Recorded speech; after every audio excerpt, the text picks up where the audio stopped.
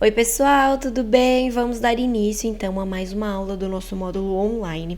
Hoje o nosso assunto vai ser alinhamento e nivelamento e eu reforço aqui para vocês, se vocês ficarem com dúvida, tiverem algumas questões, entre em contato comigo e eu vou ter o prazer de responder tudo para vocês.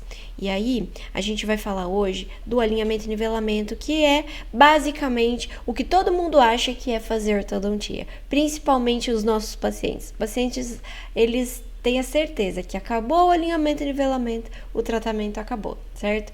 Mas a gente sabe que não é bem por aí. O alinhamento e o nivelamento é mais uma etapa do tratamento ortodôntico. E hoje a gente vai passar aqui por alguns conceitos e a gente vai ver um pouquinho dessa etapa tão importante do tratamento. E aí, para a gente iniciar, eu pergunto para vocês, quais são os nossos objetivos dentro da ortodontia? Vocês sabem? Vocês têm isso bem claro com vocês? Os nossos objetivos, inicialmente, é promover saúde. Sem saúde, como profissional de saúde, a gente deve se preocupar muito com a promoção de saúde.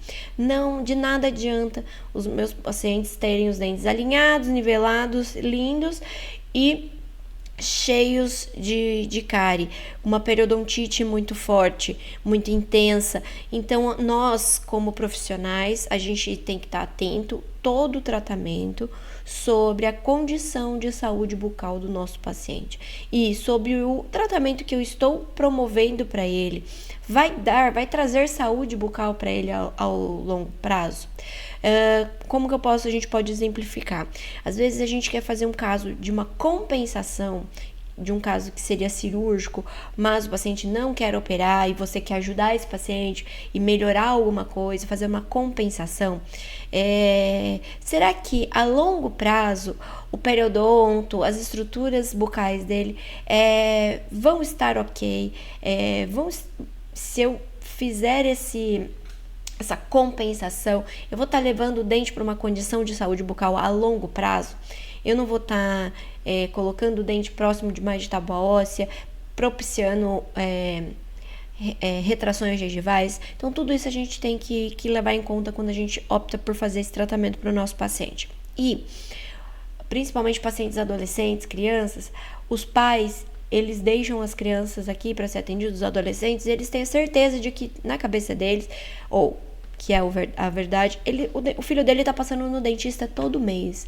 Então não faz sentido um belo dia esse paciente ele ter uma cárie, eu virar para ele e falar, ele tem uma cárie muito grande e aconteceu alguma coisa com esse dente. Por quê? Mas ele passa todos os meses com você.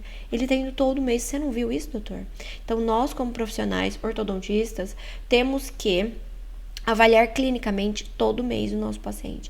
Se tiver problema periodontal, se tiver algum problema de cárie, ele precisa ser avisado e registrado que a gente avisou sobre a necessidade do tratamento. Segunda objetivo nosso durante o tratamento, devolver a função e de quebra ele vai receber a estética. O paciente ele nos procura por um motivo estético. Dificilmente algum paciente vai te procurar por função. Eu não consigo mastigar direito e eu quero fazer ortodontia. São raros esses pacientes. A maioria vai procurar a gente por estética, mas a gente vai buscar devolver a função. E devolvendo função, a gente vai devolver a estética também.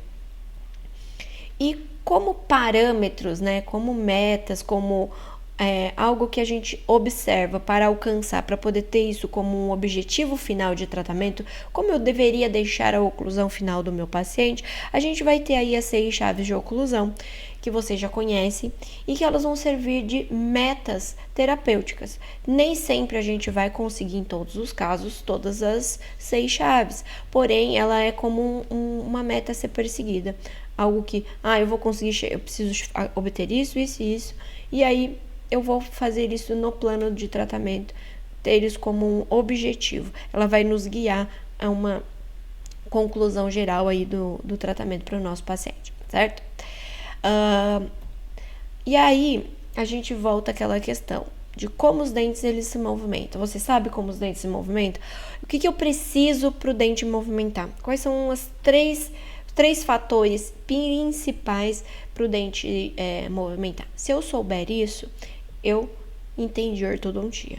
Dente precisa de força correta, dente precisa de espaço e ele precisa de tempo para se movimentar. São três fatores fundamentais para a gente ter movimentação ortodôntica: tempo, espaço e força.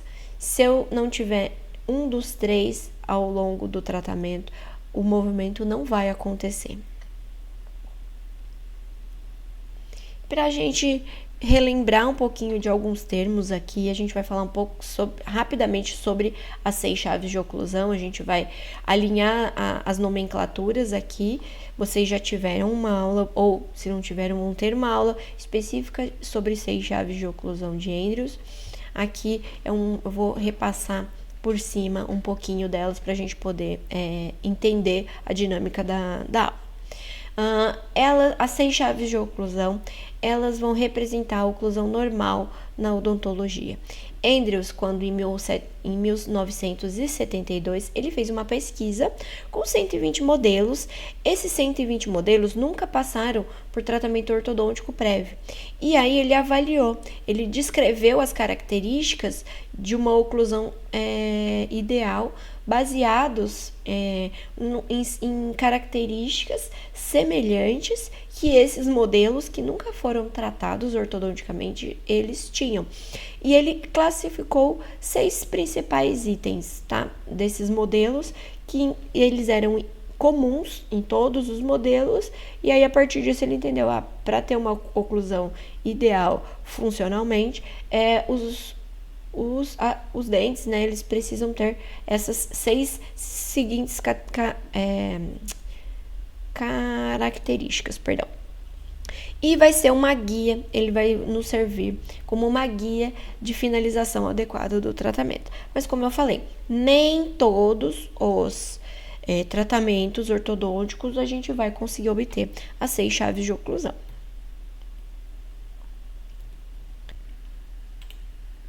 Coroa clínica. A coroa clínica é a quantidade de coroa que a gente pode ver, que ela pode ser vista. Quando a gente tem paciente que tem recessão gengival, como que a gente vai fazer? A gente vai pegar aqui, ó, a junção amelo-sementário, certo? E a gente vai contar 1,8 milímetros abaixo dessa junção amelo-sementária.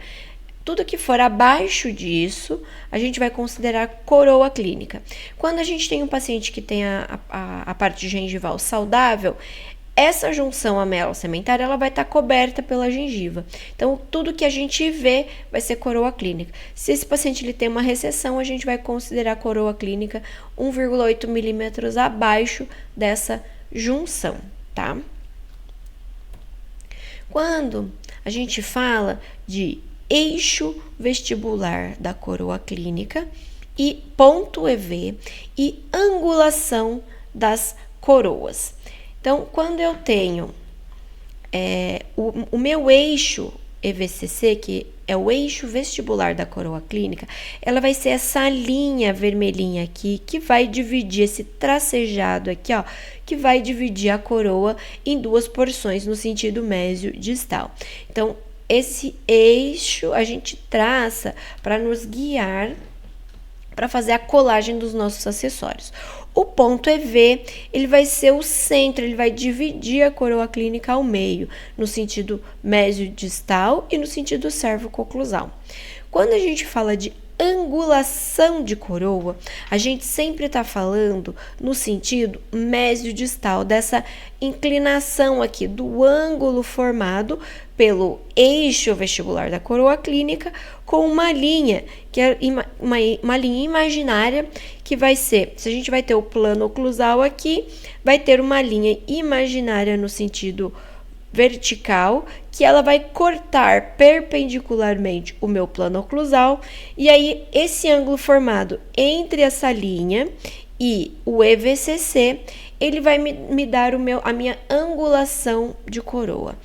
A angulação de coroa, sempre que as minhas raízes, o ápice radicular, ele tiver mais distalmente a essa linha imaginária, ele vai ter a angulação positiva. Sempre que o meu ápice radicular ele tiver posicionado mesialmente em relação a essa linha imaginária, a gente vai ter uma angulação negativa. Normalmente, nos nossos pacientes, a gente vai querer angulações positivas, tá?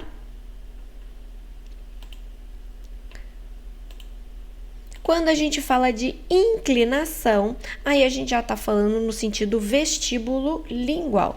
Toda vez que eu falo sobre inclinação de coroa, eu estou falando na inclinação no sentido vestibular e lingual. E ela vai ser,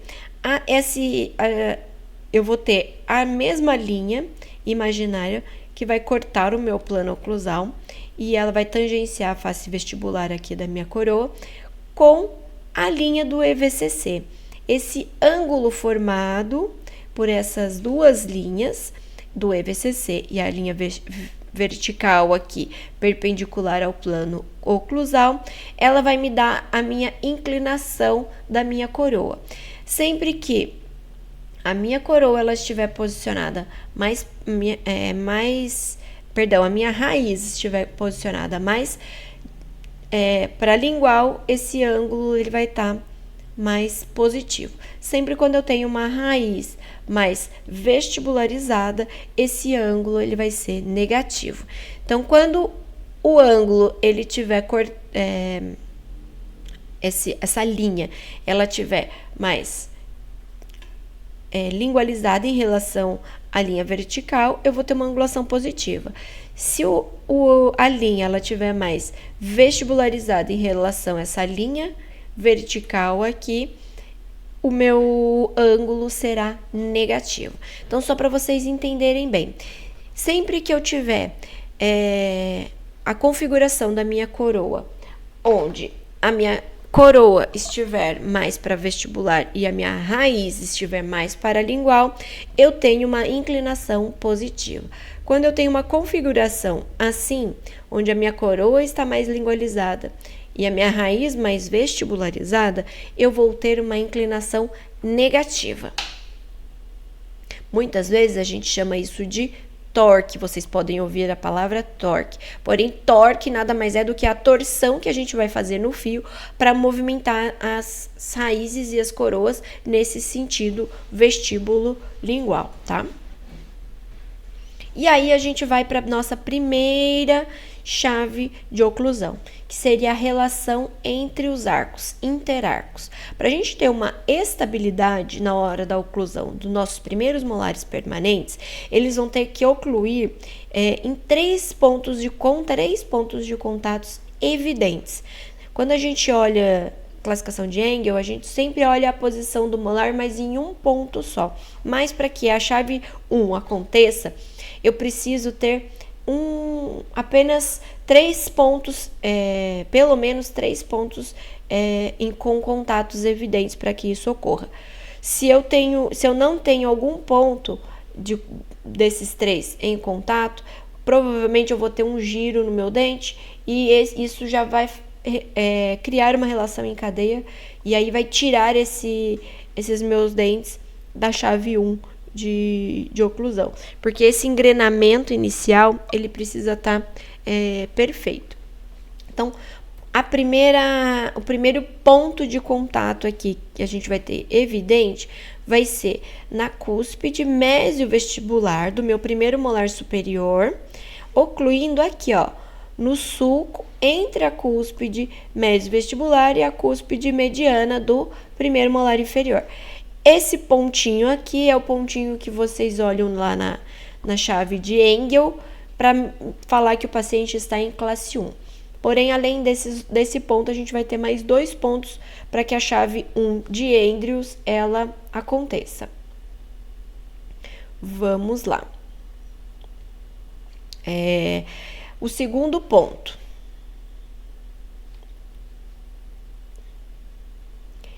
A cúspide mesiopalatina, aqui, do meu primeiro molar superior no sulco mesiovestibular do meu primeiro molar inferior. Então, a cúspide mesiopalatina, entende que o dente está nessa posição, então a cúspide mesiopalatina ela vai estar ocluindo ali no sulco central do meu primeiro molar inferior.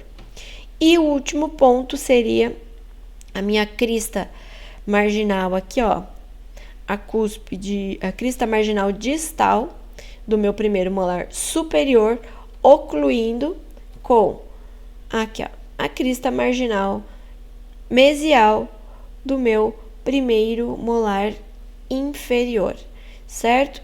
E aí eu vou ter essa inclinação aqui do meu primeiro molar, porque eu vou ter esses dois pontos tocando, né? Primeiro molar superior com primeiro molar superior, e esse terceiro ponto é o ponto do meu primeiro molar superior com o meu segundo molar inferior aqui. Então, eu vou ter 3 pontos e o molar, ele vai ter essa inclinação e ele vai ter uma característica como se ele tivesse, entre aspas, sentando ali em cima do meu segundo molar inferior. A gente vai para a segunda chave agora. A segunda chave é sobre as angulações da coroa.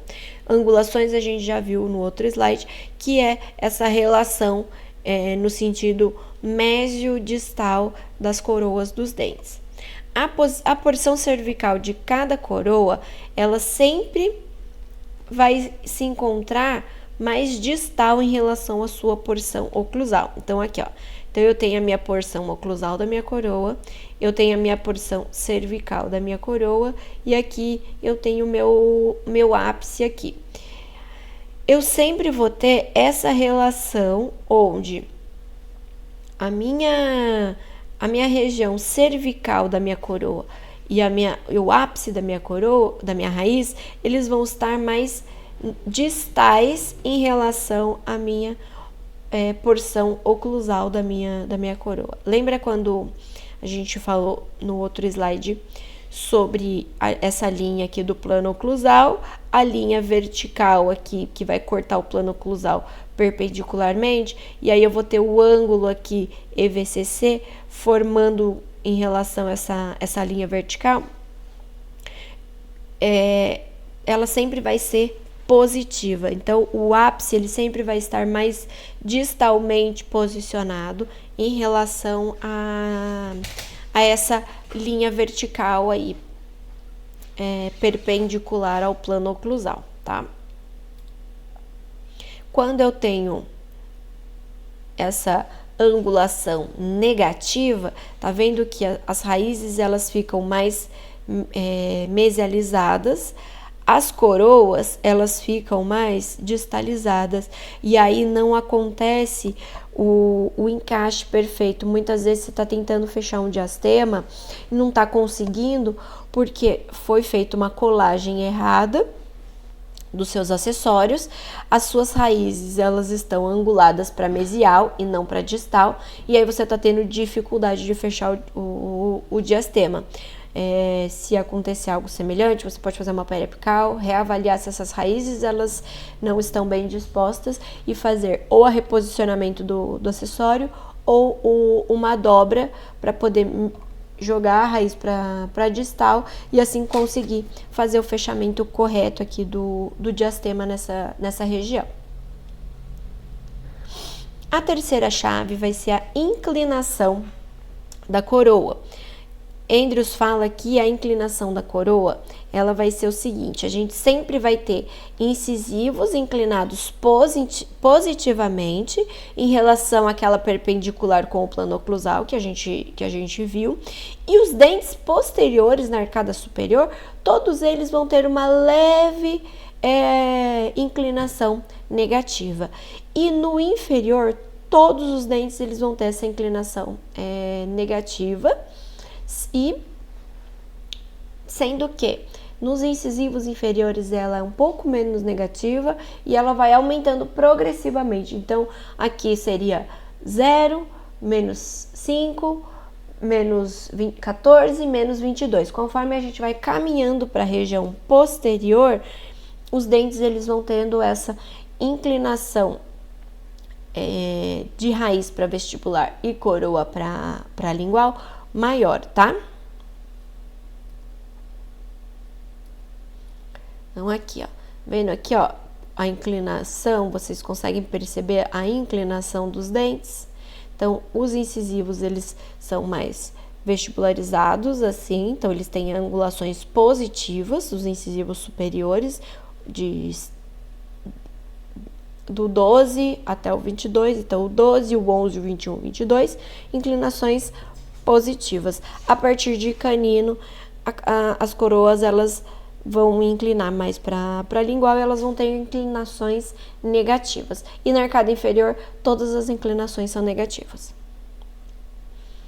A gente vai para a nossa quarta chave, que vai ser a ausência de rotação. Então, quando eu tenho um molar rodado ou quando eu tenho um dente posterior rodado na arcada, ele vai ocupar mais espaço. Então, quando eu corrijo a rotação, o giro de um dente posterior, eu ganho espaço na arcada. Quando eu tenho apinhamento na arcada, na parte anterior, então quando eu tenho incisivos girados na parte da arcada anterior, significa que para ocupar menos espaço na arcada, o incisivo girou e se encaixou aqui. Então, os incisivos, os dentes anteriores, eles ocupam um espaço maior na arcada quando eles estão alinhados. E eles ocupam um espaço menor na arcada quando eles estão apinhados. Então, quando eu tenho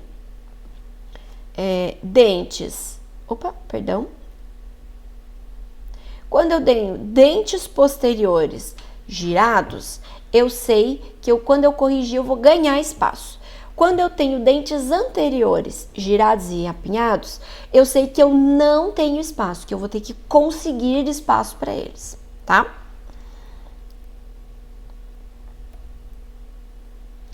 Outra chave é contatos justos. A nossa chave 5, ela fala que eu preciso ter contatos justos entre os dentes, que eu não posso ter diastemas entre eles, justamente para que a gente proteja a nossa as papilas e de entrar resíduo de alimento ali, de entrar alimento ali, e a gente tem um problema periodontal. Então, o ponto de contato precisa existir, a gente precisa dar ponto de contato para os nossos dentes.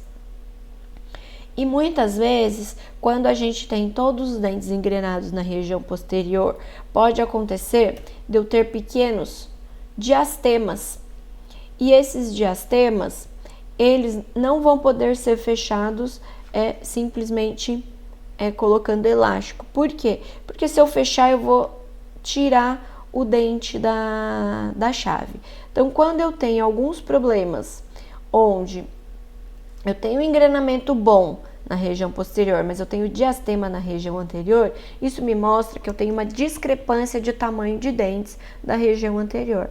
Então, ou eu vou devolver o volume que falta para os dentes superiores, ou eu vou tirar o volume que sobra dos dentes inferiores. E aí a gente vai ter que avaliar se a gente tem um excesso de volume nos dentes inferiores, nos incisivos inferiores, e eu vou ter que fazer desgaste para diminuir esses incisivos, conseguir um trespasse, um overjet para fechar esses espaços superiores, ou se eu vou fazer acréscimo de resina ou de qualquer outro material restaurador, de compômero, para que esses espaços sejam fechados. Aí a gente vai ter que fazer uma avaliação em relação à discrepância de Bolton.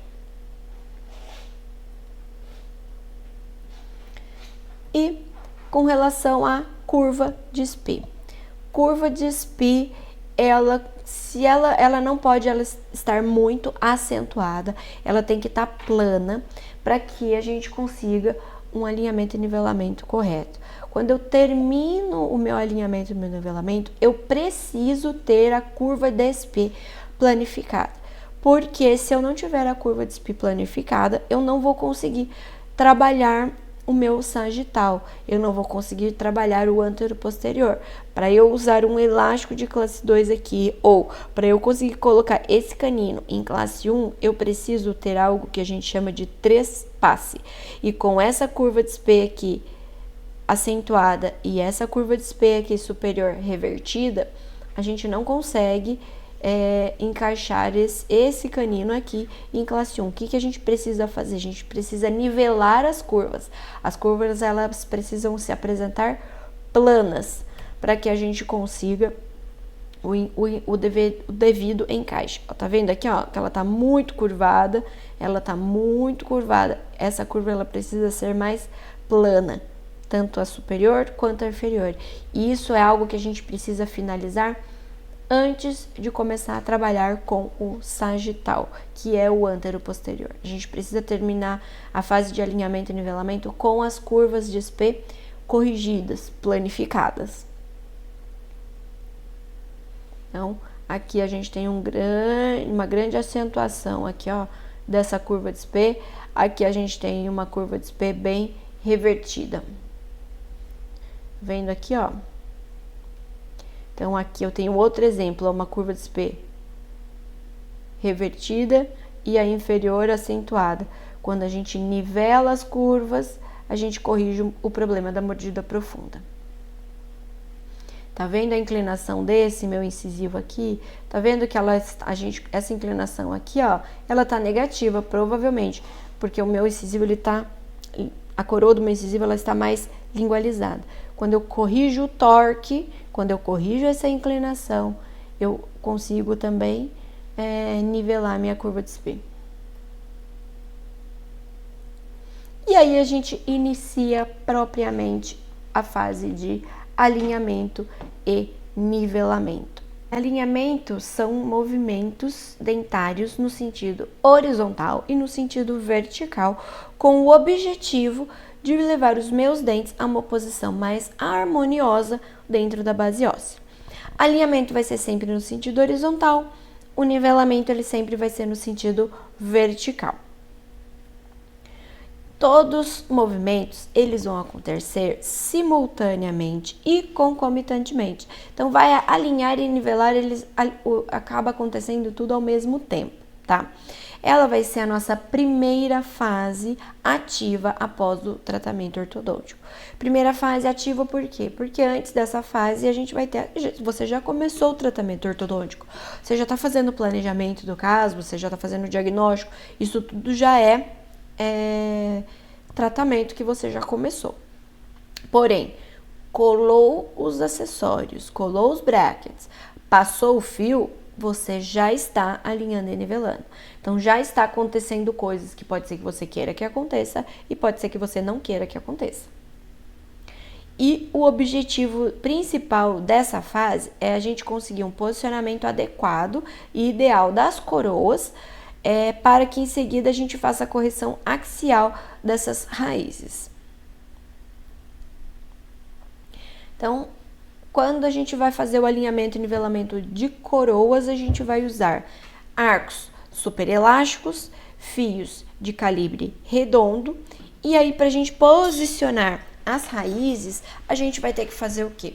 Usar arcos de geometria retangular, porque os arcos de geometria retangular, eles vão preencher completamente o slot, e aí eles vão fazer a leitura da prescrição do seu acessório. Então, quando a gente está trabalhando com arcos redondos, o meu slot ele não está preenchido, eu não vou ter a leitura da prescrição do meu acessório. Eu só vou ter essa leitura a partir do fio que preencha o meu slot. E aí, para a gente dar sequência no planejamento dos nossos casos, a gente vai ter que levar em consideração que a gente tem algumas questões para a gente resolver.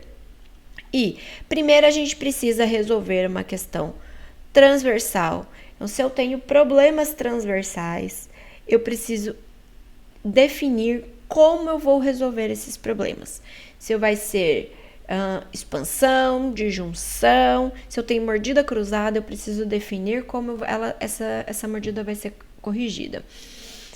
Se eu tenho falta de espaço, como eu vou definir a correção dessa minha falta de espaço.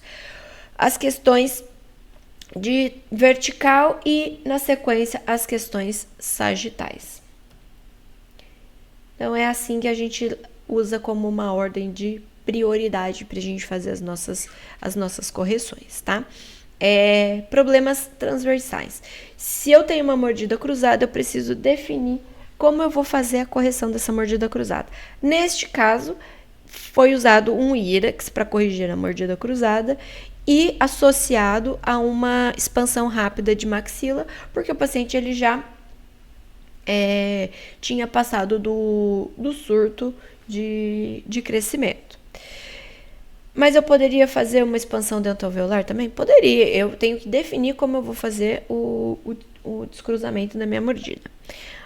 Resoluções da questão de espaço.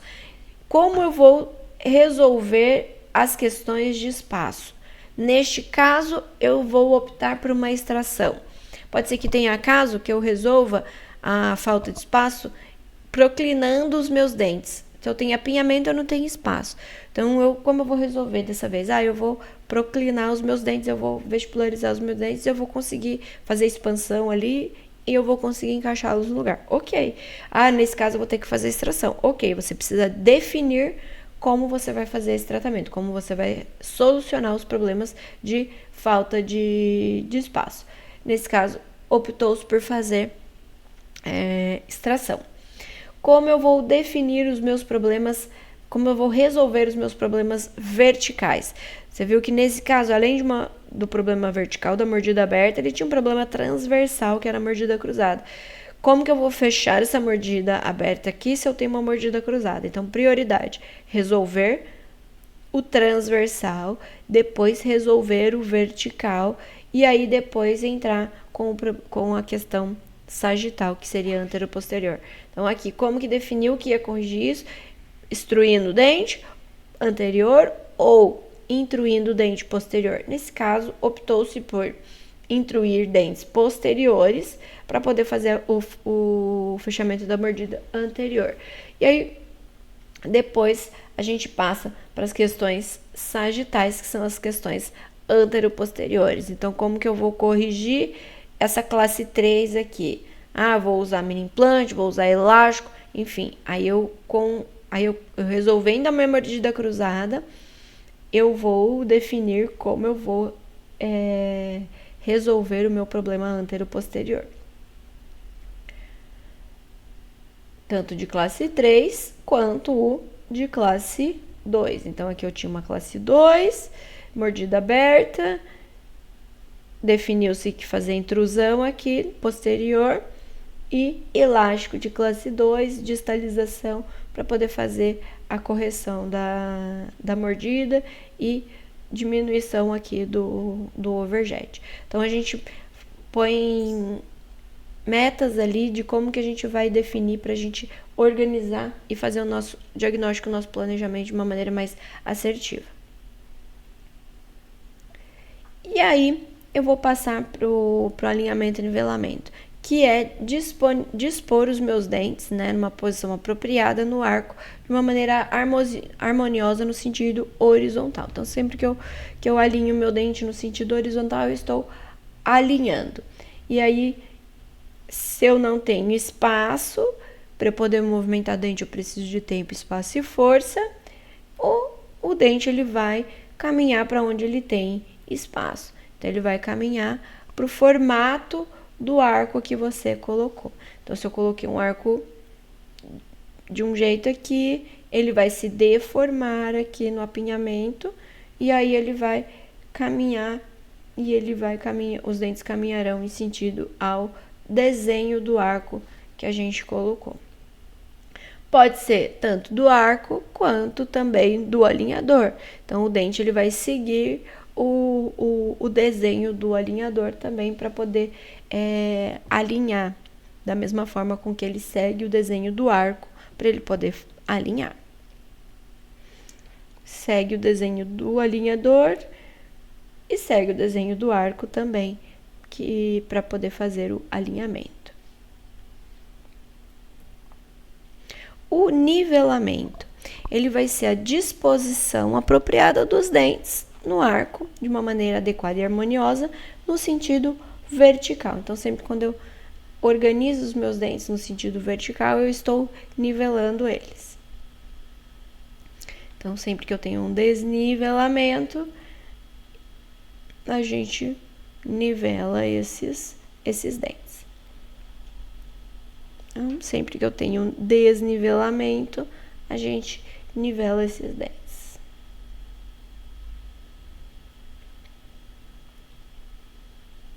Tá? Então, aqui, ó, mordida cruzada. Como que eu vou fazer? Eu vou resolver primeiro a mordida cruzada e depois o nivelamento. Então, aqui, mordida cruzada, tá vendo? Quando a gente tem a mordida cruzada, às vezes a gente tem uma diferença aqui do plano da mandíbula. Se eu não corrijo isso enquanto é criança, enquanto o paciente está em crescimento, ele vai crescer assim, e isso aqui, que no começo pode ser funcional por conta da mordida estar cruzada, e se ele continuar crescendo dessa forma, ele vai ter uma mordida cruzada permanente. E aí aqui, ó, depois de corrigido a mordida cruzada, a inclinação dos dentes correta, aí aqui a gente já ficou com uma mandíbulazinha só, um perfil mais interessante aqui, um perfil mais bonitinho.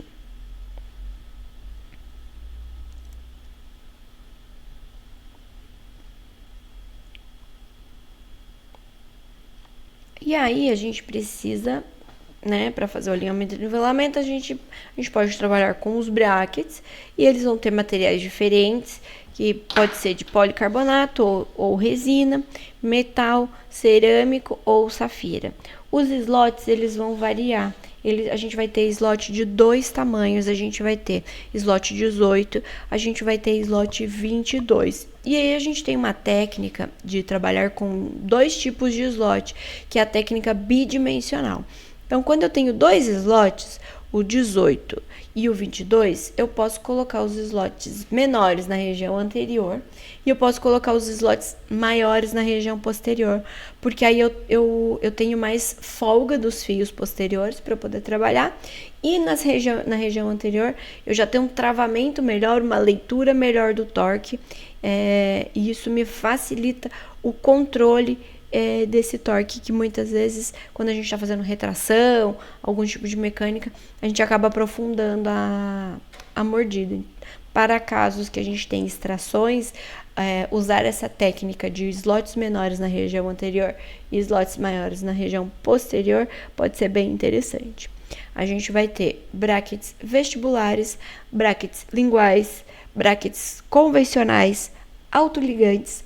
O bracket convencional, ele é aquele bracket que você vai colocar a borrachinha, a ligadura elastomérica ou o amarrilho metálico. O autoligante, ele vai ter o clipe para ele poder fechar. E dentro das variações de brackets, a gente vai ter Andrews, Roth, MBT e Capelosa, que são as prescrições. E as prescrições, elas vão estar embutidas nesse bracket. Então, aqui as partes dos nossos brackets, a gente vai ter a identificação, a aleta, o slot, que é onde vai encaixar o fio, e a base do bracket. E aqui é onde vai ser incorporada a prescrição do nosso acessório.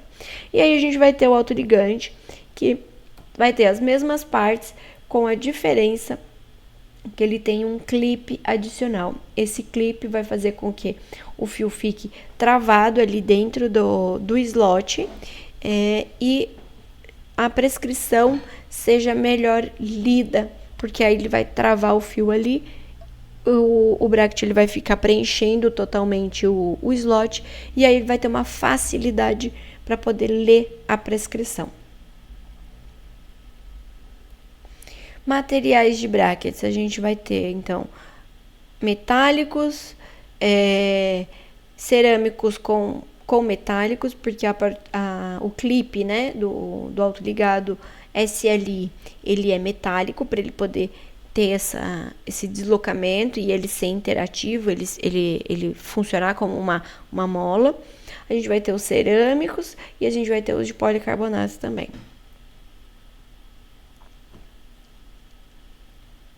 A gente vai ter brackets linguais, que eles já vêm pré-conformados para a gente poder fazer a instalação deles é feita através de uma colagem indireta. Então você não cola bracket a bracket, vem uma moldeirinha onde eles uma base, uma guia, onde eles já estão instalados e aí você encaixa no dente para poder fazer a colagem desse acessório numa posição ideal, tá?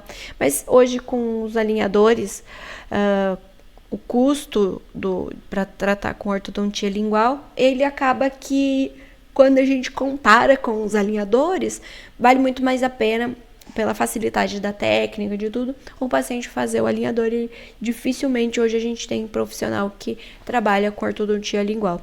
A maioria dos profissionais que trabalhavam com ortodontia lingual migraram para os alinhadores.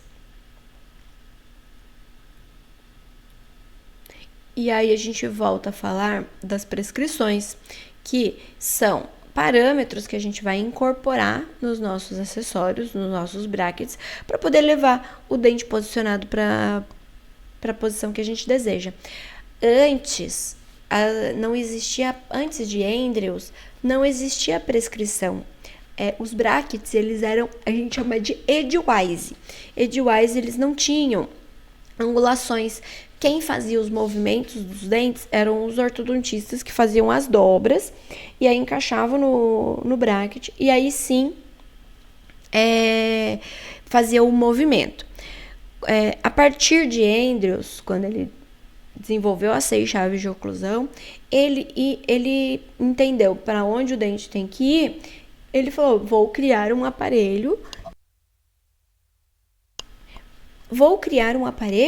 que já me dê essas condições. E aí, então, ele colocou essas prescrições, esses parâmetros, nos acessórios dele. E aí, a partir disso, vários autores foram criando as suas próprias prescrições de acordo com as suas necessidades. Para mim é melhor uma angulação X ou uma compensação. Para eu conseguir chegar nessa angulação final, só que eu vou fazer mecânica que me força o dente a fazer um movimento, então eu vou criar uma compensação no meu acessório para que eu consiga fazer esses movimentos e não tenha muitos efeitos colaterais.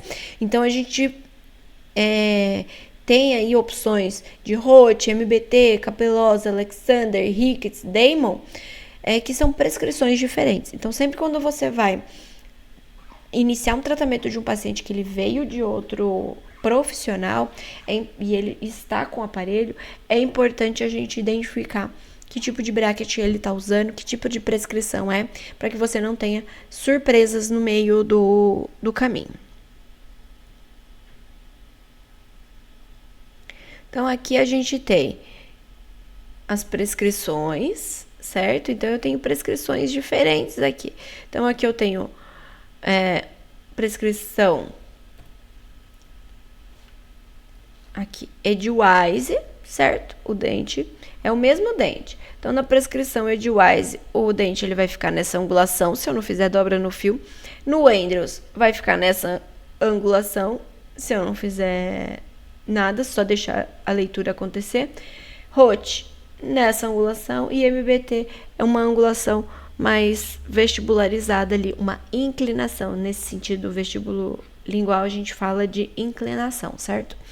E aí ele já vai ter uma inclinação vestibular maior aqui nesse meu dente.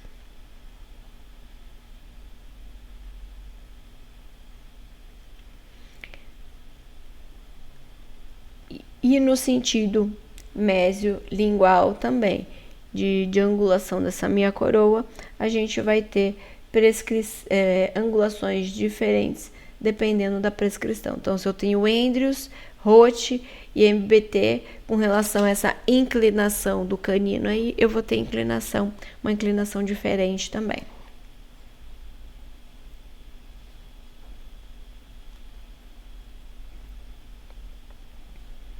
Aqui nesse sentido, ó, o canino aqui no sentido vestíbulo lingual.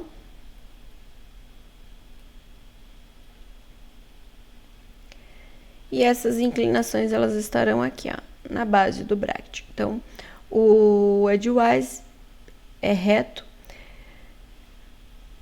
Rote, ele vai ter 12 graus. E o capelosa, MBT 17 graus. E aí ele já vai ter uma inclinação maior aqui. Então, essas variações aí, elas foram colocadas nos brackets a fim de otimizar e facilitar o processo do tratamento ortodôntico.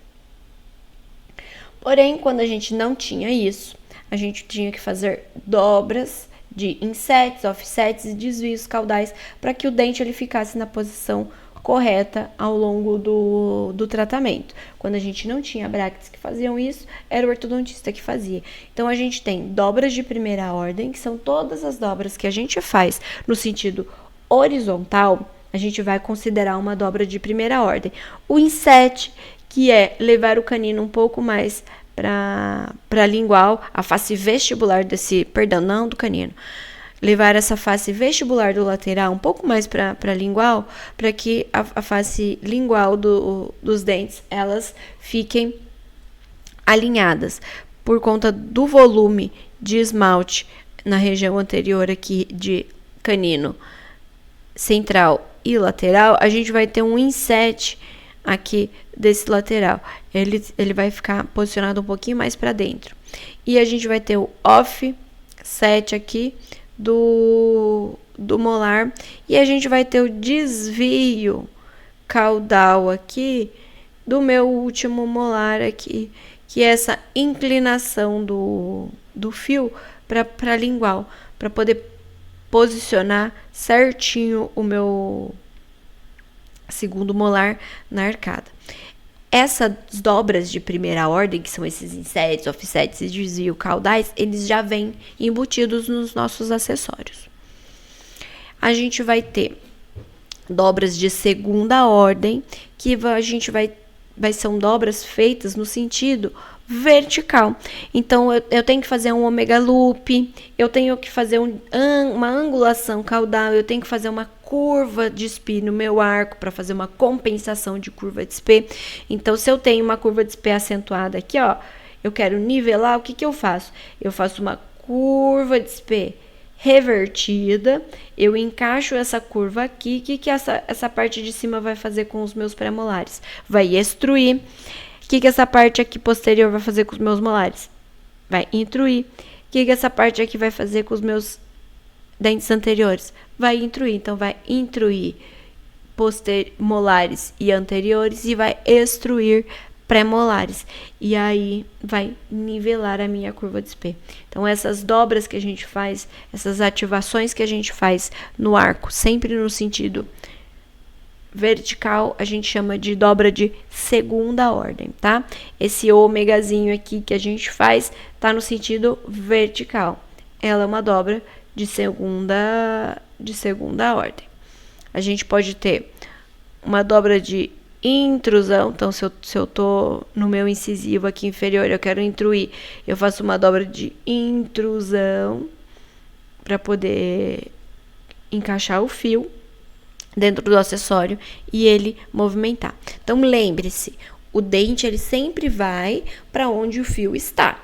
Então, quem movimenta o dente é o fio, essa relação fio-bracket. Então, se o fio está mais para baixo, o dente ele vai em direção ao arco. Se eu quero uma extrusão, eu vou fazer uma dobra de segunda ordem para cima, e aí eu vou ter uma extrusão desse dente. Aqui, para eu nivelar a curva de SPI também, eu posso fazer um arco base, que eles chamam. Ele tem ele é dobrado, feito dobras de segunda ordem nesse arco, para que a hora que a gente encaixe o arco aqui, onde o meu arco tá aqui embaixo, certo? Eu vou encaixar nos meus acessórios. O que ele vai fazer com os meus acessórios? Vai intruir. Então, ele vai intruir os meus dentes. A diferença maior entre o curva reversa e o arco de intrusão de base de Ricketts é que no curva reversa eu vou ter uma intrusão dos meus inferiores mais relativa. Então, eu vou ter uma intrusão com mais vestibularização. No arco base de Ricketts, eu vou ter uma intrusão com mais verdadeira, com menos vestibularização. Então, dependendo do que você quer, você pode usar o arco base de Ricketts para fazer a intrusão e o nivelamento da curva de Spee, ou as curvas reversas, que são aqueles arcos curvados que a gente viu anteriormente. E aí a gente vai ter a nossa terceira tipo de dobra, que são as dobras de terceira ordem, que serão as torções. Então, toda vez que eu torço o meu fio e eu encaixo no meu bracket, eu faço uma torção, uma força de torção no meu dente, que a gente chama de torque. Essa é a dobra de terceira ordem. Ela, como eu disse, já vai estar embutida no nosso acessório, porém, em alguns momentos eu vou querer aumentar ou diminuir esse torque do meu acessório. E como que eu vou fazer isso? Fazendo a torção no meu fio. Então, muitas vezes, o torque que está embutido no meu acessório, ele não é suficiente para segurar a mordida profunda por conta do uso de um elástico de classe 2. Aí o que eu tenho que fazer? Eu tenho que aumentar o torque vestibular do meu dente. Então eu faço uma torção no fio para poder aumentar o torque vestibular do meu dente e contrapor ao movimento de lingualização que o elástico, que o movimento de retração vai causar. Por isso que, mesmo estando embutidos já nos nossos acessórios, a gente vai utilizar as dobras de primeira, segunda e terceira ordem ao longo do nosso tratamento ortodôntico. Então, quando eu torço o meu fio para o sentido anti-horário, eu vou ter uma rotação anti-horária do meu dente. Então, minha coroa vai para lingual e minha raiz para vestibular. Se eu torço o meu fio no sentido horário, eu vou ter uma rotação no sentido horário do meu dente também. Então, eu vou ter coroa para vestibular e raiz para lingual. Certo? Então, torção anti-horária no meu fio. O que ele vai fazer com o meu dente? Vai fazer um movimento anti-horário com o meu dente. Coroa para lingual, raiz para vestibular. Se eu faço uma torção no sentido horário no meu fio, eu vou fazer uma torção no sentido horário, uma inclinação no sentido horário no meu dente. Coroa para vestibular, raiz para lingual. Então, sempre quando eu torço o fio, ele vai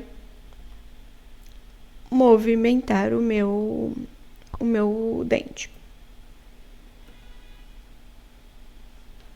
Então, as dobras horizontais, elas sempre vão ser as de primeira ordem. Então, sempre para rodar, para inclinar o meu dente, no sentido horário ou anti-horário. Então, são as dobras horizontais ou para vestibular e para lingual, que são os insets e offsets. Então, essa é a dobra no sentido horizontal, que é a dobra de primeira ordem. Quando eu tenho a dobra no sentido vertical aqui, para poder dobra dobra em Z para corrigir angulação de coroa, eu vou ter dobra em Z de segunda ordem para angulação de coroa, para movimento vertical. Se eu fizer uma dobra em Z de primeira ordem, eu posso fazer uma dobra em Z de primeira ordem. O que é uma dobra em Z de primeira ordem? Ela vai fazer movimento de rotação no sentido vestíbulo lingual do meu dente. Então, eu vou mexer na rotação no sentido vestíbulo lingual do meu dente. Se eu faço uma dobra em Z de segunda ordem, eu vou mexer na angulação mesiodistal do meu dente.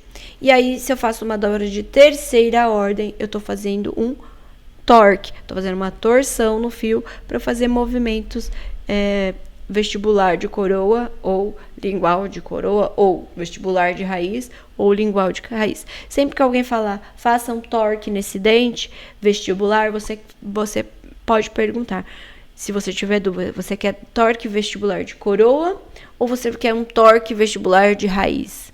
Então, não, normalmente quando a gente fala de torque, a gente fala de coroa, tá? Mas sempre pergunte.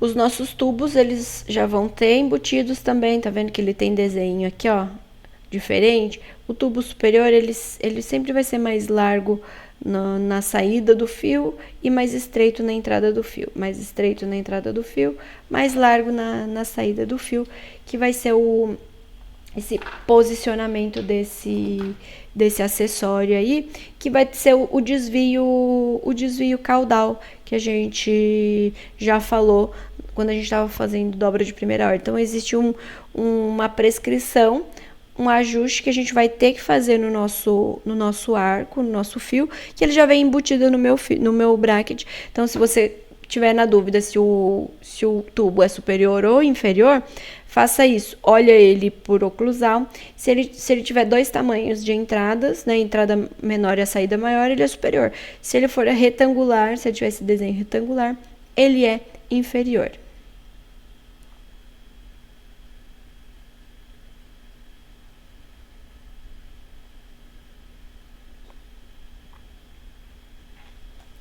E aí, a gente vai passar para os nossos elásticos, que são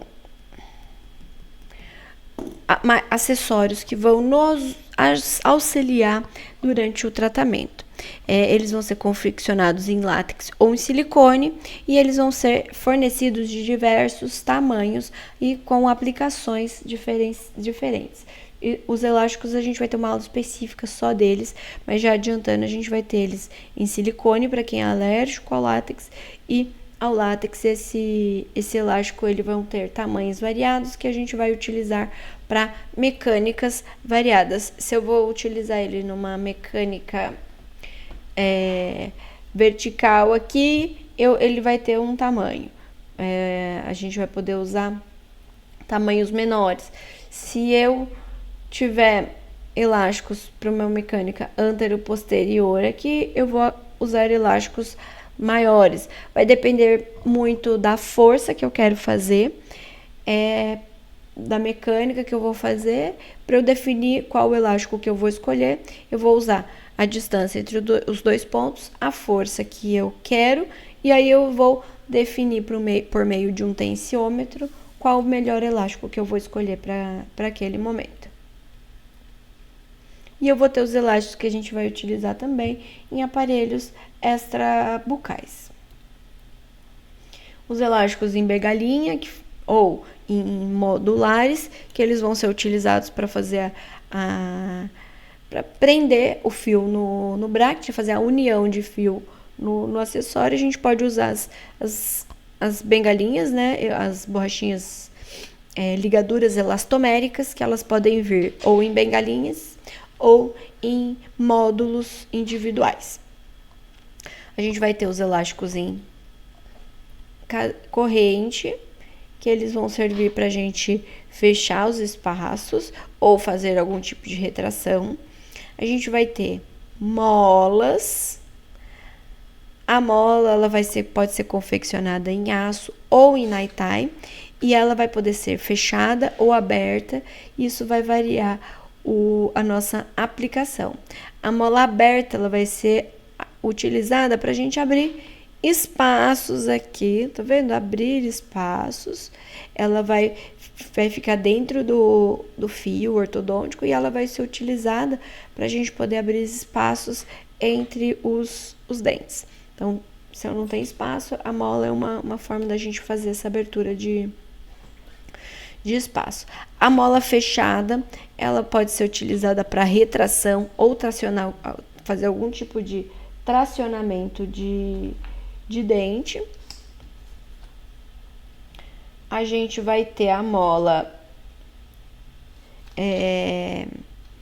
em aço fechada, que ela vai servir para uma manutenção do espaço, tá vendo? Quando eu quero manter os espaços entre os dentes, para que eu faça uma reabilitação depois, para que eu tenha manter esse espaço para poder fazer uma anatomia, a gente utiliza as molas fechadas, elas vêm em rolinho aqui, coloca aqui e estabiliza aquele espaço para que ele se mantenha ali e não seja fechado ou alterado o tamanho, para que depois a gente consiga fazer a reabilitação estética.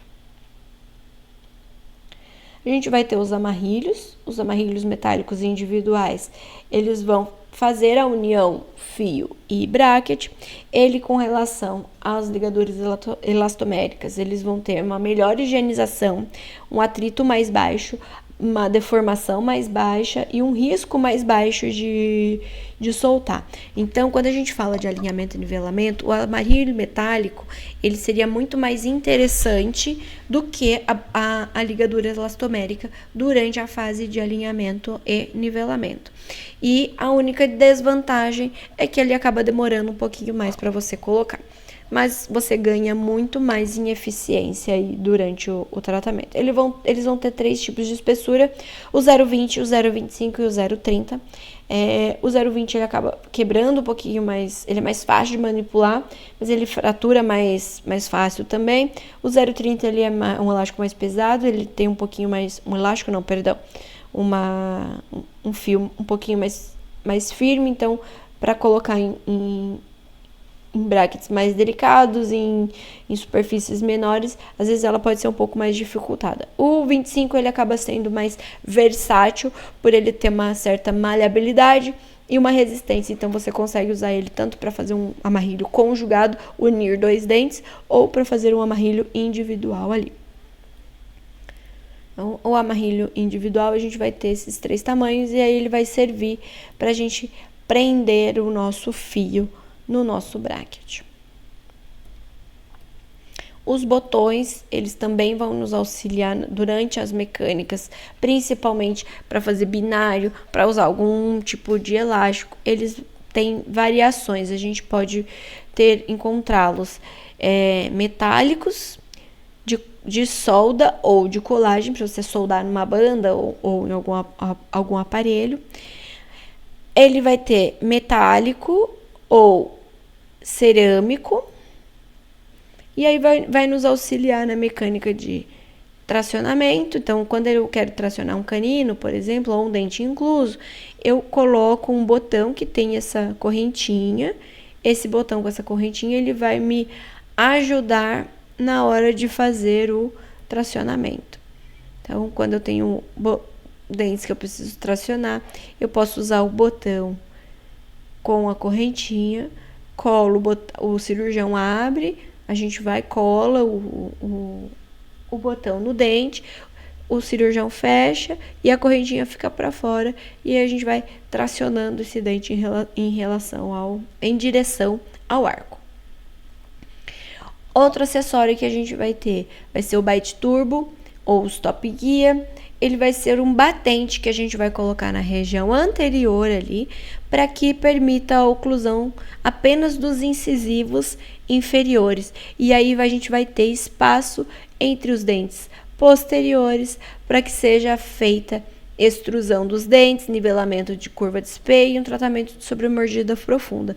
Então a gente desoclui, a gente destrava os dentes para que eles se movimentem de uma forma mais simples, de uma forma mais tranquila. Stop Guia ou Bite Turbo, aqui. Ele vai ter metal, que a gente cola. A desvantagem do metal é que você não consegue fazer ajuste, ou a gente pode fazer ele em resina.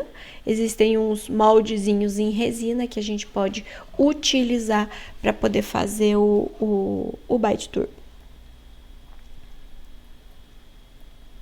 Os esporões, eles também vão nos auxiliar com relação a língua, né? Então, se o paciente ele fica com aquela interposição de língua, fica uma dificuldade de fazer a movimentação, a gente cola os esporões para a gente educar essa língua aí, para que ela não fique entrando entre os dentes e atrapalhando a movimentação. Os mini implantes, eles vão ser dispositivos, né, que a gente vai utilizar para fazer ele vai ser de fixação temporária, e a gente vai fazer quando eu preciso de uma ancoragem maior. Então, se eu quero uma ação e eu não quero reação em um outro dente, eu tenho que ancorar isso no osso. E aí a gente vai utilizar os mini parafusos para poder fazer esse tipo de ancoragem esquelética. Os mini parafusos, eles não são ósseo integráveis, então a gente coloca o acessório lá, o parafuso ali. A gente utiliza por algum tempo, ele pode ou cair sozinho, ou a gente pode fazer a remoção desses mini parafusos. Aqui. Se eu quero verticalizar um dente, se eu quero fazer alguma mecânica de intrusão, eu posso utilizar os mini parafusos.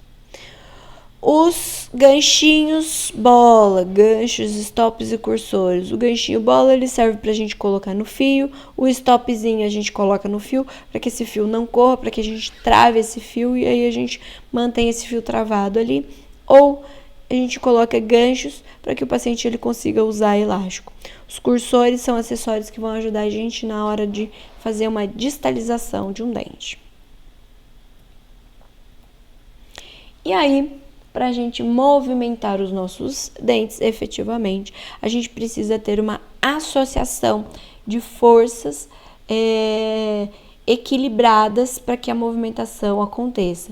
E para isso, para que a gente consiga equilibrar as forças, a gente vai trabalhar muito em relação à flexibilidade dos nossos arcos.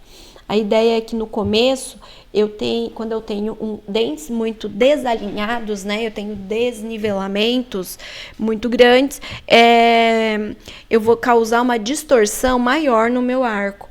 E para eu conseguir causar essa distorção maior nesse arco, ele precisa ser mais flexível. Então, quanto mais no começo do tratamento eu estou, mais flexibilidade no meu fio eu preciso.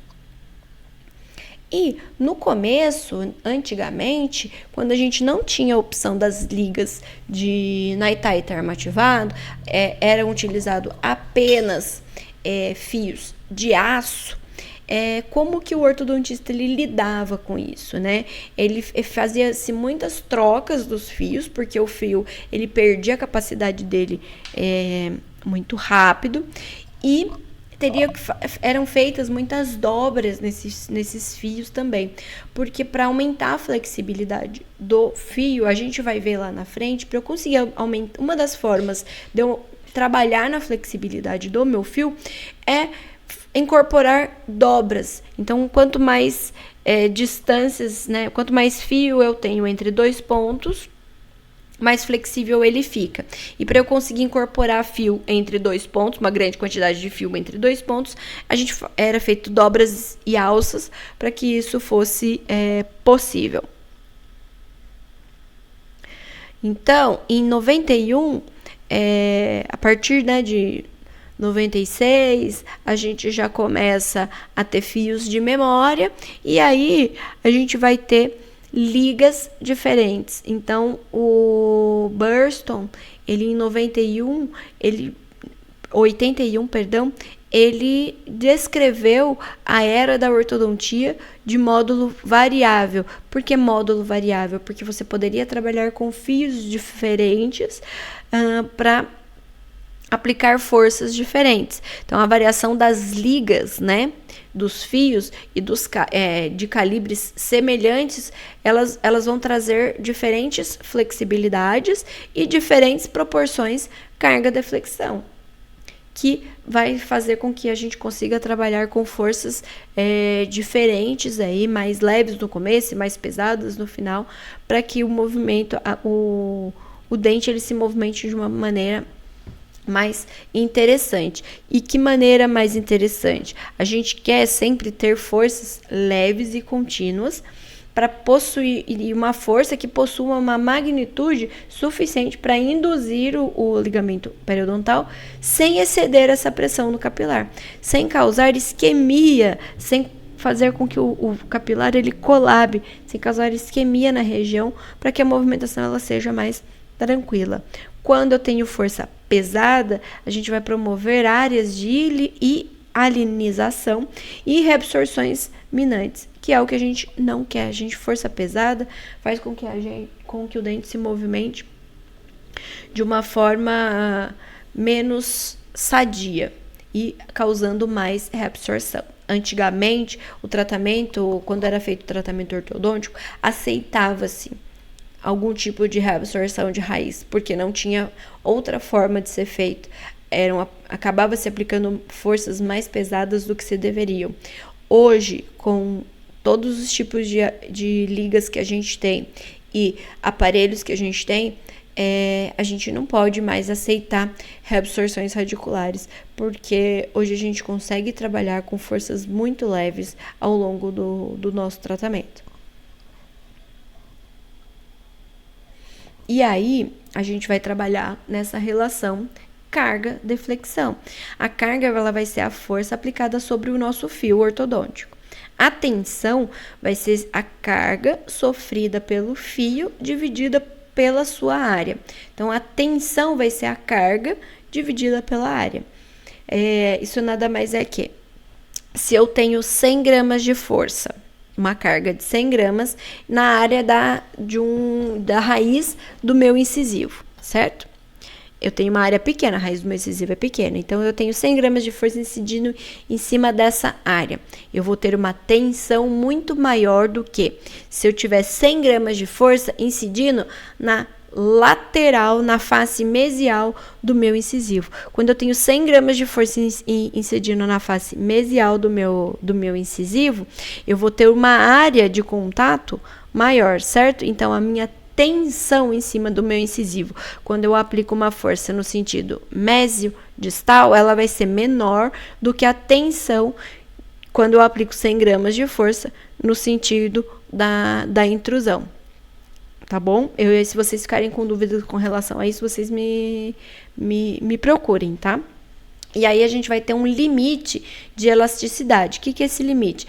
É a maior tensão que um fio ortodôntico pode sofrer até ele entrar numa deformação permanente. Cada fio vai ter o seu limite elástico, que é o seu limite até que eu deforme e volto para o meu estado original, deforme e volto para o meu estado original. A partir do limite elástico desse fio, ele sofre uma deformação permanente. A gente quer trabalhar com os arcos sempre antes desse limite elástico dele.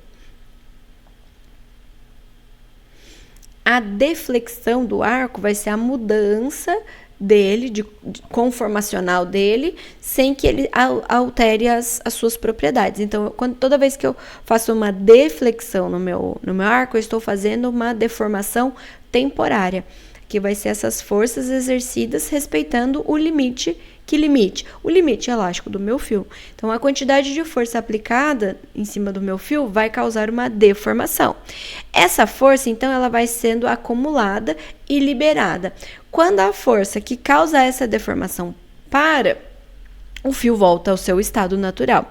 E aí existe um limite de força que pode ser aplicado sem causar uma deformação permanente, a gente vai chamar de limite elástico. Então, a deflexão do arco é toda a deformação temporária.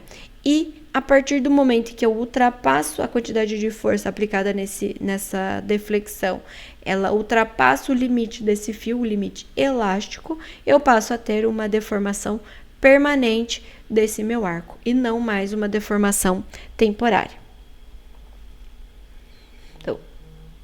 Então aqui a gente já tem um gráfico sobre ilustrando isso que eu acabei de falar. Então, a gente vai aumentando a tensão, vai aumentando a deformação.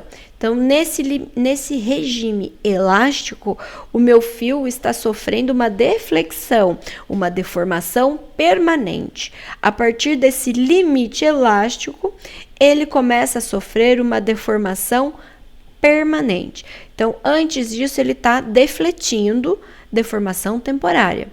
A partir disso, ele está deformando permanentemente. Se eu continuar aplicando força em cima dele, ele vai chegar até um ponto que ele vai se romper. Eu não quero trabalhar com o meu arco ortodôntico no limite plástico. Eu quero trabalhar com o meu arco ortodôntico no regime elástico. Então, o meu regime elástico, ele vai ser sempre a tensão antes do limite elástico. O regime plástico, ele vai ser a tensão aplicada no fio após o limite elástico. E cada fio vai ter um tipo de flexibilidade. Flexibilidade é a capacidade que o corpo tem de deformar-se sobre uma ação de uma força e retornar gradativamente à sua forma original. Então, a gente vai sempre querer trabalhar com o arco dentro desse limite onde ele está numa deformação de deflexão, numa deformação que ele volte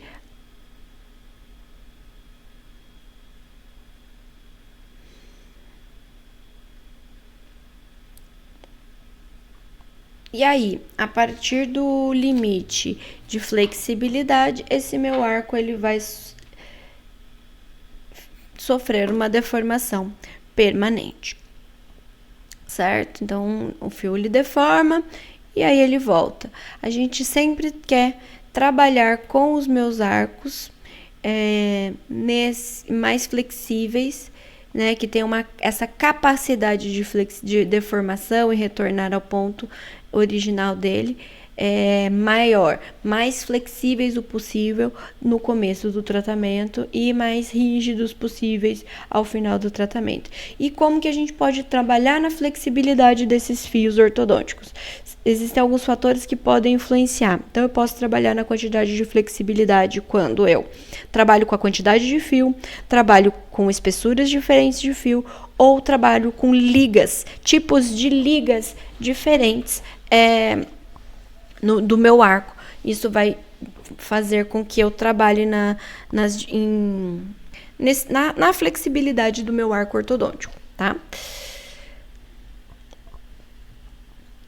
A quantidade de fio. Quanto mais fio eu tiver, mais flexível eu tenho. Então, existem essas distâncias intra-brackets. A distância intra-bracket é a medida de fio dentro do meu acessório. Então, quando eu tenho acessórios menores, eu tenho dentro do meu arco, eu tenho menos fio. Então, aqui dentro está menos flexível, aqui dentro está mais flexível. Para eu fazer movimentos como giroversões, é melhor que eu tenha brackets com slots maiores, porque isso facilita a eficiência de rotação do meu acessório, tá? Quando eu tenho a minha distância interbrackets, aqui ó, com acessórios maiores, a minha distância interbrackets, ela acaba sendo menor. Quando eu tenho brackets maiores, certo? Então, aqui ó, quando eu tenho brackets menores, ó, de uma aleta só, eu tenho uma distância interbrackets maior. Quando eu tenho brackets maiores aqui, ó, de duas aletas, a minha distância interbrackets, ela vai ser menor. E existem algumas técnicas como Alexander, que trabalha com com aletas únicas e não duplas.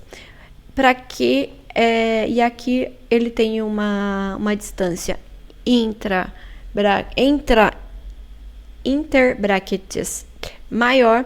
Eu posso, então, teoricamente, colocar um fio mais calibroso aqui, por conta dessa distância. Como ele tem uma distância maior, eu vou ter uma flexibilidade maior aqui em relação aqui, quando eu estou usando o mesmo fio, tá?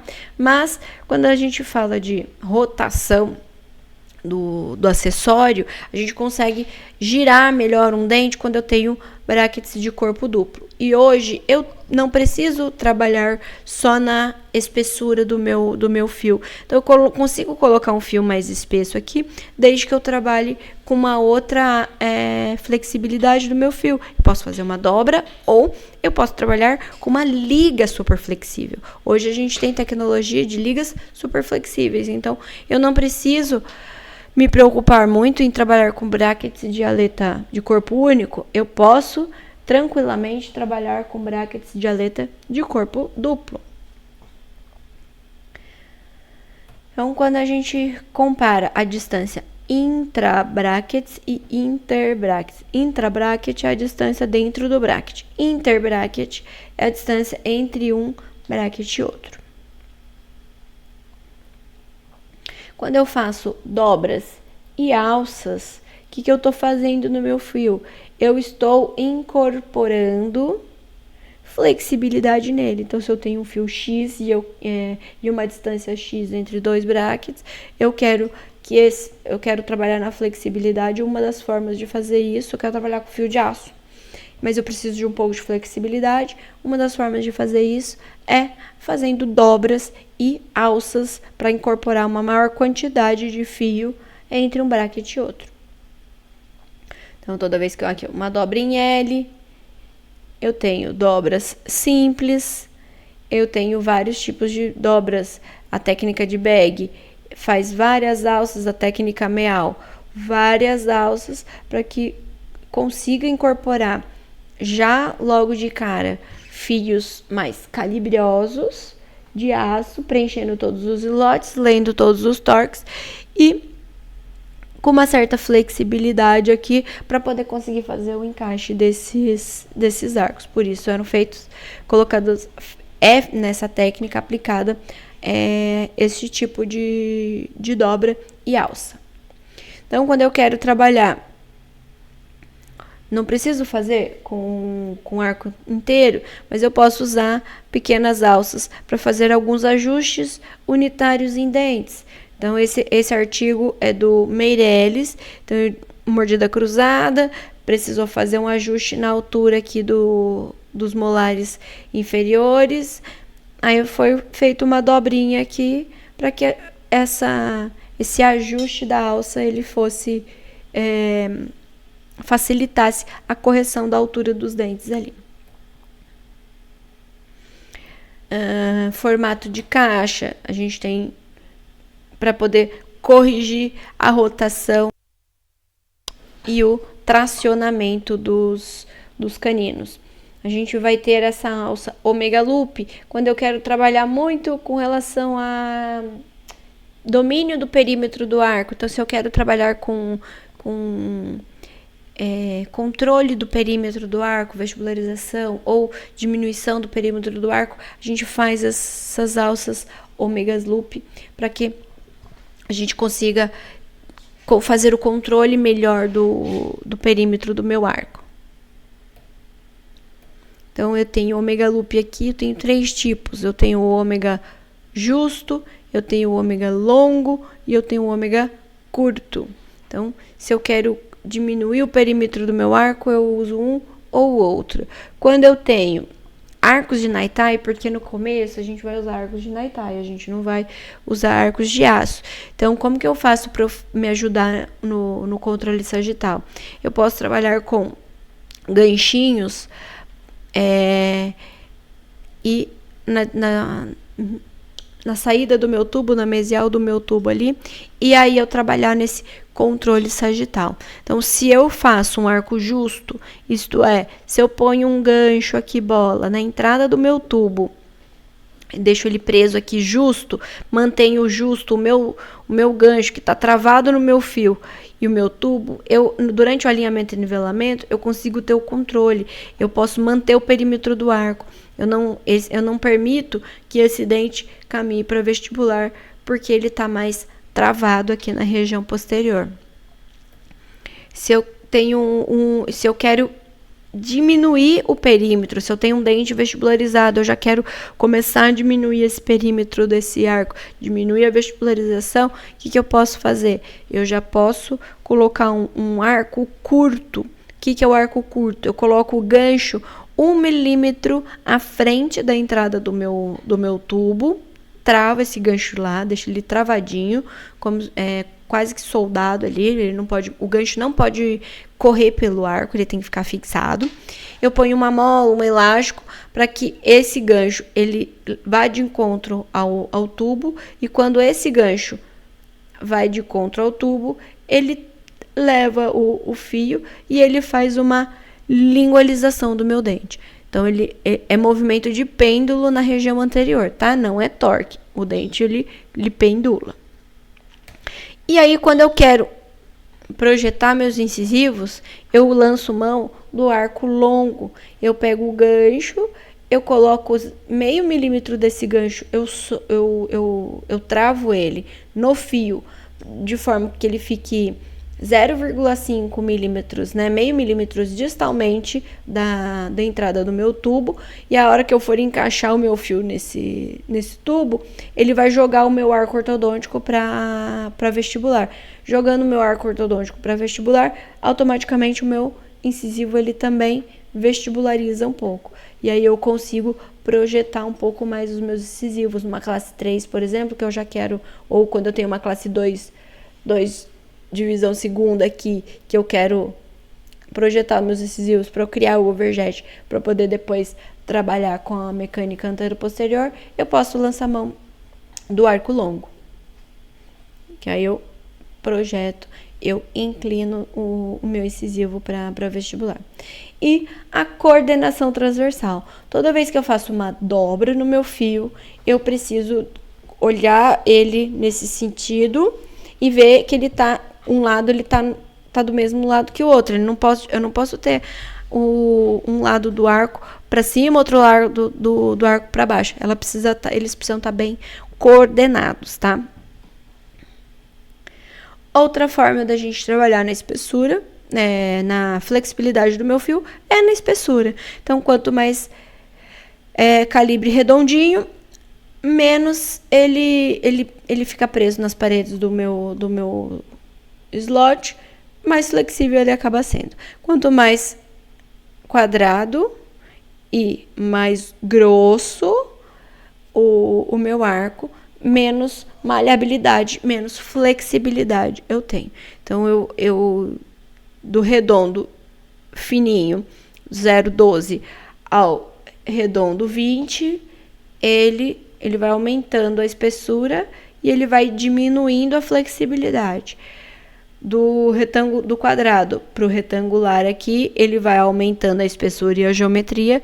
Quanto mais ele aumenta a espessura e a geometria, mais ele diminui a flexibilidade dele. Outra forma da gente trabalhar com a flexibilidade do arco é nas ligas. Então, eu tenho vários tipos de liga de fio que a gente utiliza.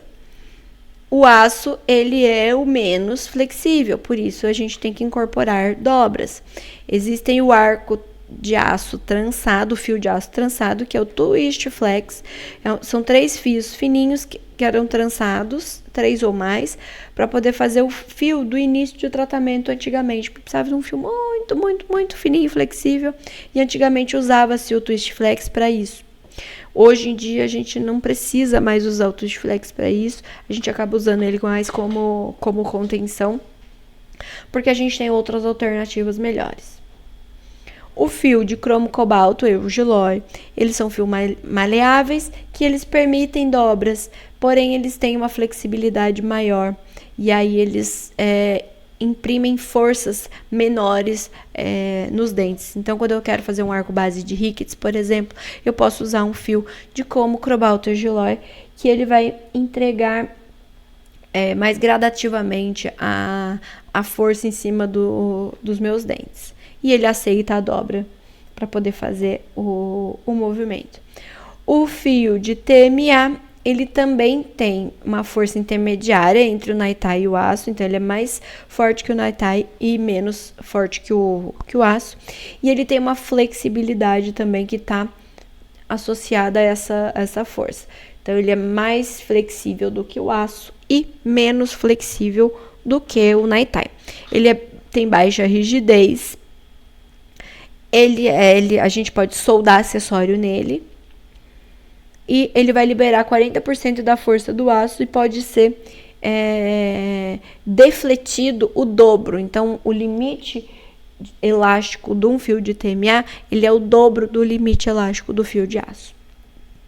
E a gente acaba, por isso, usando muito para fazer os braços de verticalização. Então, quando o fio de Naitai ele não é capaz de promover a força que eu gostaria, eu coloco um fio de TMA ali. O fio de Naitai, Ele é o níquel titânio, ele é super flexível, aí ele vai ter ele na forma termoativada, que ele é passado por um tratamento térmico, onde ele ganha uma capacidade de flexibilidade maior e essa capacidade de flexibilidade ela é afetada pela temperatura. Então, quanto mais frio estiver, desativado tá o arco, ele consegue ser encaixado em qualquer lugar. Aí, conforme vai esquentando a temperatura, ele vai recuperando a sua memória e voltando para a posição original dele e levando o dente para a posição que a gente deseja. O Centalloy, ele é um tipo de Naitai com mais qualidade e mais flexibilidade ainda do que o Naitai. O Copper Naitai, ele é incorporado cobre em sua fórmula, e aí para ele ser incorporado cobre em sua fórmula, ele acaba sendo mais flexível ainda. A gente vai ter outro tipo de liga que é chamado de Bioforce. Bioforce, ela vai imprimir forças diferentes em determinadas regiões. E aí, para imprimir forças diferentes em determinadas regiões, ele é menos flexível na região posterior e mais flexível na região anterior. Aí aqui, fazendo um amarrilho. E o fio, ele, para poder defletindo ele, ó, e amarrilhando para poder trazer o dente para a posição. E o fio, ele precisa passar por algum tipo de tratamento térmico, dependendo do que você gostaria de fazer nele. Tratamento térmico, ele pode ser feito com lamparina, com máquina de solda, com maçarico, e a gente vai ter basicamente dois tipos de tratamento térmico. O primeiro, ele vai ser o tratamento acastanhador, ou revenido, ou recuperador. Para que ele serve? Então, se eu tenho um fio de aço, eu faço uma dobra nesse fio de aço para que ele corrija um certo tipo de mal oclusão.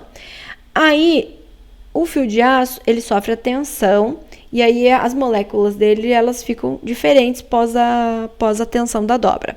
O que eu preciso fazer? Eu faço um tratamento térmico recuperador, eu acastanho aquela região da dobra para que eu deixe as moléculas mais unidas, mais uniformes e para que essa dobra ela permaneça ali por mais tempo, para que o desnivelamento não desfaça a dobra que eu fiz. Então, eu vou fazer tratamento térmico recuperador normalmente em fio de aço, depois que eu fiz a dobra nele.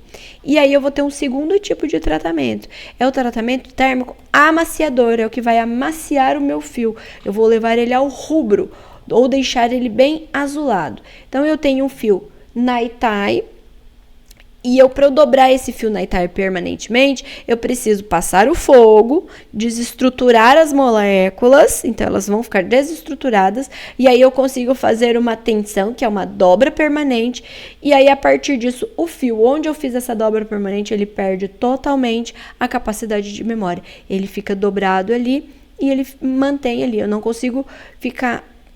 aquela região do arco, ela tá desativada, ela tá inativa, ela só tá sendo feita para dobrar. Então, eu tenho que tomar cuidado. Normalmente, quando eu quero dobrar na região posterior, fazer uma dobra distal, eu queimo a pontinha do meu fio, faço um tratamento térmico amaciador para conseguir dobrar. O que eu tenho que tomar cuidado é que a região onde eu queimei, ela tem que ficar para fora do tubo. A região queimada ficar para dentro do tubo, essa região, o fio tá desativado. Então, não vai movimentar muito o meu dente ali naquela região. Eu preciso deixar com que o tratamento térmico amaciador, ele fique, o fio com esse tipo de tratamento, ele fique depois do arco. Perdão, depois do tubo. E aí a gente vai para nossa parte 2.